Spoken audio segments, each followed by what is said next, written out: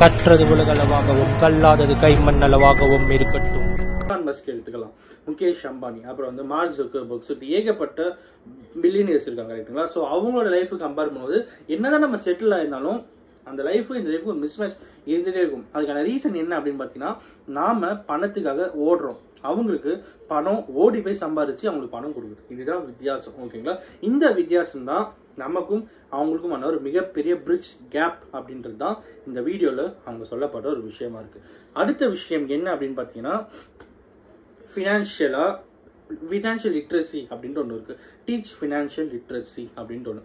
இது என்ன financial literacy அப்படின்னு பார்த்தீங்கன்னா, இப்போ ஒரு பக்கம் வந்து அசெட்ஸ் இருக்கும், ஒரு பக்கம் வந்து லைபிலிட்டிஸ் இருக்கும். காமன் ஸ்டூடெண்ட்ஸ் எல்லாருக்குமே வந்து நான் சொல்ற விஷயம் என்ன அப்படின்னு சொல்லிட்டு புரியும். பட் பாமர மக்கள், ஒரு common peoples like other subjects எடுத்து படித்தவங்க, அப்புறம் வந்து நிறைய பேர் வந்து இந்த அசெட்ஸ் அண்ட் லைபிலிட்டிஸ் எப்படி அசெட்ஸ் அண்ட் லைபிலிட்டிஸ் என்னன்ட்டு நிறைய பேருக்கு தெரியும். பட் அந்த அசெட்ஸ் அண்ட் லைபிலிட்டிஸ் எப்படி மேட்ச் பண்ணணும் அப்படின்ற ஒரு விஷயம் இருக்கு.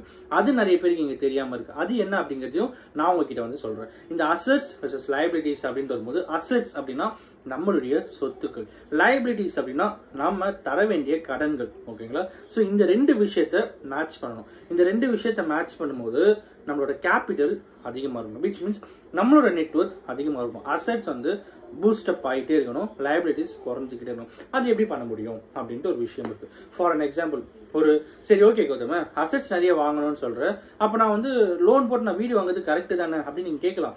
இங்கதான் இன்னொரு விஷயம் இருக்கு. இப்போ நீங்க ஒரு 30 லட்ச ரூபா ஹோம் லோன் வாங்குறீங்க. அந்த 30 லட்ச ரூபா ஹோம் லோனுக்கு ஒரு 15 வருஷம் இஎம்ஐ போட்டிங்கன்னு வச்சுக்கோங்க. நீங்க ரஃபா கால்குலேட் பண்ணி பார்த்தீங்கன்னா 15 வருஷத்துக்கு அப்புறம் அந்த ப்ராப்பர்ட்டியை எவ்வளோக்கு சேல் பண்ணணும் அப்படின்னு நினைக்கிறீங்களோ அதே அமௌண்ட் தான் நீங்க இத்தனை வருஷமா லோன் கட்டிருப்பீங்க. ஓகேங்களா. ஸோ இவ்வளோ பெரிய விஷயம் இருக்கு. இது என்ன அப்படிங்கிறது தான் நான் உங்களுக்கு வந்து கிளியரா சொல்ல போறேன். ஒரு 30 லட்ச ரூபா லோன், நான் ஃபர்ஸ்டே சொன்ன மாதிரி example, let me take example, ஒரு 10 லட்ச ரூபா 15 லட்ச ரூபா வந்து இன்ட்ரெஸ்ட் கட்டுறீங்க. மொத்தமாக ஒரு 45 லட்ச ரூபா 50 லட்ச ரூபா வந்துருது. ஓகேங்களா. ஸோ ஹோம் லோன் 15 வருஷத்துக்கு போட்டுறீங்க, 50 லட்ச ரூபா கட்டிடுறீங்க. ஓகேங்களா. ஸோ 15 வருஷத்துக்கு அப்புறம் அந்த ப்ராப்பர்ட்டியை சேல் பண்ணணும் அப்படின்னு நினைக்கிறீங்க. அப்படி சேல் பண்ணணும் அப்படின்னு நினைக்கும் போது அங்கே என்ன ஆகும், ஒரு 50 லட்ச ரூபாய்க்கு போகும். ஏன்னா அசெட்ஸ் அப்படின்னு வரும்போது பில்டிங்க்கு வேல்யூ டெப்ரிசியேட் ஆகும், லேண்டுக்கு மட்டும்தான் அப்ரிசியேஷன் ஆகும். கரெக்டுங்களா. ஸோ அந்த கால்குலேஷன்லாம் வச்சு பார்க்கும்போது 50 லட்ச ரூபாய் வருது அப்படின்னு வச்சுட்டாலும் நீங்க 15 வருஷமா கட்டின அந்த 50 லட்சம் இங்க வந்து என்ன ஆகும், உங்களுக்கு நீங்க சம்பாரிச்ச அமௌண்ட் திருப்பி நீங்க 15 வருஷம் கழிச்சு வாங்குற கணக்குறானே தவிர அந்த பில்டிங்ல இருந்து உங்களுக்கு ரெவென்யூ அப்படின்னு சொல்லிட்டு எதுவுமே கிடையாது. இன்னும் கிளியரா சொல்லணும் அப்படின்னா, நீங்க ஒரு வீடு கட்டுறீங்க. ஓகேங்களா. அந்த வீடு கட்டிட்டு அடுத்து ஒரு வீடு கட்டும்போது அந்த வீடு வந்து ரெண்டலுக்கு விடுவீங்க. அந்த அசெட்ல இருந்து உங்களுக்கு ரெவென்யூ வந்துட்டே இருக்கும். இல்ல நான் வீடு கட்டல, ஒரு நல்ல மெயினான ஒரு ஏரியால வந்து ஒரு காம்ப்ளெக்ஸ் கட்டுறேன், இல்லைன்னா அந்த ஒரு ஷாப் ஒன்று கட்டுறேன், அந்த ஷாப் வந்து வாடகைக்கு விடுறேன் அப்படின் போது அங்கேருந்து உங்களுக்கு ரெவென்யூ ஜென்ரேட் ஆகிட்டே இருக்கும். ஸோ இந்த அசெட்ஸ்ல இருந்து ரெவென்யூ ஜென்ரேட் ஆக உங்களுடைய நெட்வொர்க் அப்படிங்கிறது ஸ்லைட்டா ஏறிட்டே இருக்கும். அப்படிங்கிறது தான் லிட்ரலி பேசிக்கான ஒரு விஷயம். ஸோ அசெட்ஸை யூஸ் பண்ணி லைபிலிட்டிஸை குறைக்கணும் அப்படிங்கிறது வந்து ஹோமுக்கு மட்டும் இல்லை, காருக்கும் எடுத்துங்க. ஒரு கார் வாங்குறீங்க, அந்த கார் நீங்க வந்து பர்சனல் யூஸ்க்கு வச்சுக்கிறீங்க, மந்த்லி இஎம்ஐ கட்டிட்டே இருக்கீங்க. 5 வருஷம் 7 வருஷம் அதிகபட்சம் 7 வருஷம் ஹோம் கார் லோன்.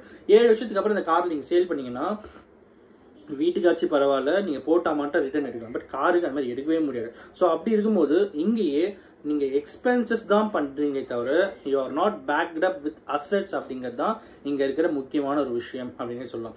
இந்த ஒரு விஷயமும் இங்க வந்து அடிபட்டு போகும். ஸோ இந்த மாதிரி இது வந்து ரொம்ப ரொம்ப இம்பார்ட்டன்டான ஒரு விஷயம்.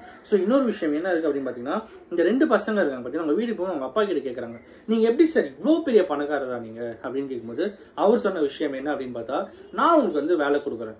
ஓகேங்களா. நீங்க இங்கே வேலை செய்வீங்க, வாரம் 10 சென்ட், அதாவது ஒரு 1000 ரூபாய், இந்தியன் வேலை ஒரு 1000 ரூபான்னு வச்சுக்கோங்க. 1000 ரூபாய் நான் உங்களுக்கு கொடுக்குறேன். சரியா. ஓகே, அதை எடுத்து வச்சிடலாம். இஃப் இன்கேஸ் நான் 1000 ரூபாய் உனக்கு கொடுக்காம நான் உனக்கு வந்து இந்த பிசினஸ் ட்ரிக்ஸ் சொல்லி கொடுக்குறேன், நீ ஓகேவா அப்படின்னு அவர் கேட்கிறாரு.